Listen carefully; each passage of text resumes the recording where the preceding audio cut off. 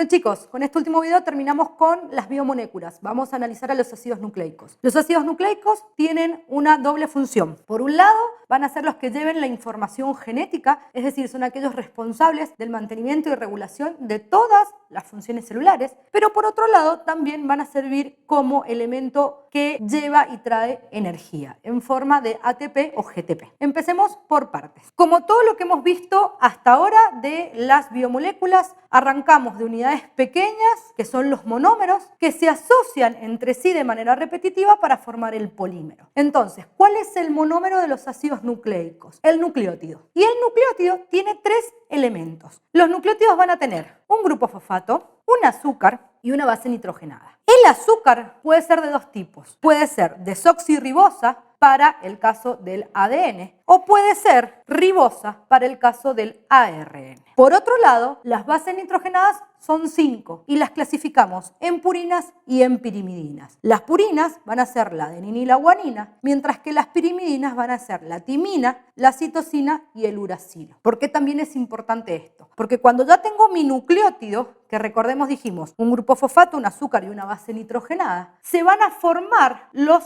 polímeros. Y una de las características del ADN es que el polímero son dos cadenas que son antiparalelas. Vamos un poquito más despacio. ¿Qué significa? Fíjense, yo acá tengo un nucleótido, otro nucleótido, otro nucleótido. Primer punto, los nucleótidos de una misma cadena o de una misma hebra se unen entre sí. ¿A través de quién? Del fósforo. Porque fíjense, yo tengo mi pentosa. Cuando yo cuento los carbonos de esta pentosa, arranco por acá. Carbono 1, carbono 2, carbono 3, carbono 4. Acá tengo el carbono 5. Fíjense que el fósforo del propio nucleótido se va a unir al carbono 5 del azúcar. Pero se va a unir este nucleótido al nucleótido siguiente por medio de un oxidrilo que hay en el carbono 3 de este nucleótido con el fósforo del nucleótido siguiente. Esto le da una dirección a la cadena, porque el primer nucleótido de la cadena va a tener su fósforo de su propio nucleótido unido al carbono 5, pero el último nucleótido de esa cadena va a quedar con un oxidrilo libre en el carbono 3.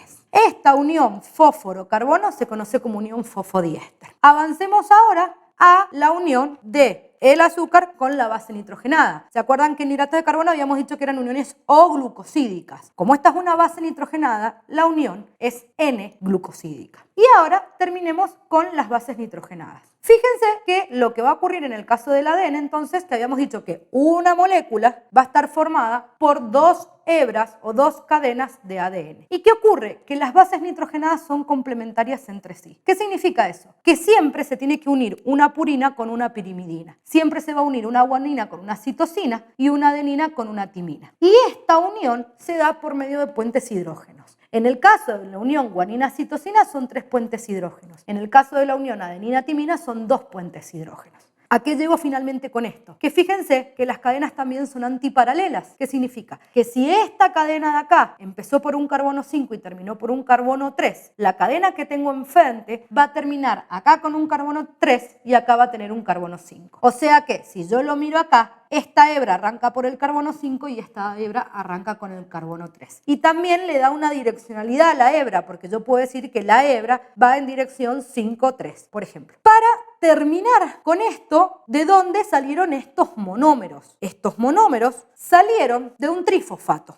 Fíjense entonces que yo ahora tengo 3 fósforos, un azúcar y una base nitrogenada. Lo que ocurre es que la unión entre estos fósforos tiene capacidad de almacenar energía, 7 kilocalorías por unión. Entonces, yo sacando o agregando un fósforo puedo llevar y traer energía para los procesos metabólicos de la célula. Entonces, cuando yo tengo el trifosfato y acá yo tengo una adenina, voy a tener ATP. Cuando yo tengo el trifosfato y acá tengo una guanina, voy a tener GTP. Yo llevo energía en forma de enlaces. Cuando le quiero dar energía a algún determinado proceso, lo que hago es hidrolizar esto, saco el fósforo y me quedan 2 fósforos. Entonces, ahora voy a tener, si esta es una adenina, ADP, si esta fuera una guanina, GTP. La alternancia entre ATP y ADP me va a permitir mover energía para los procesos metabólicos. Y de la misma forma, yo partiendo de este trifosfato, saco estos 2 fósforos, obtengo energía para la polimerización y únicamente sumo al nucleótido monofosfato a la cadena de los ácidos nucleicos. Vamos a comparar muy rápidamente ADN con ARN. Ya habíamos dicho que en el caso del ADN nuestro azúcar era la pentosa desoxirribosa, mientras que en el caso del ARN el azúcar es la pentosa ribosa. También cambian las bases nitrogenadas, porque en el ADN yo tengo adenina, citosina, guanina y timina, mientras que en el ARN yo tengo adenina, guanina, citosina y uracilo. Cuando se tienen que poner de manera complementaria, la adenina en el ARN se une a un uracilo.